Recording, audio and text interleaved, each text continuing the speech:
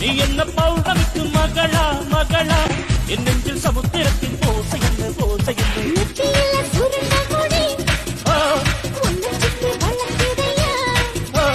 நெற்றியில சுருண்ட முடி என்ன சுத்தி வளைக்குதடி பெரியவரே கிளம்புறாரே கடத்தா மட்டும் இருக்கா சரியாகான்னு பாத்துக்கலாம்.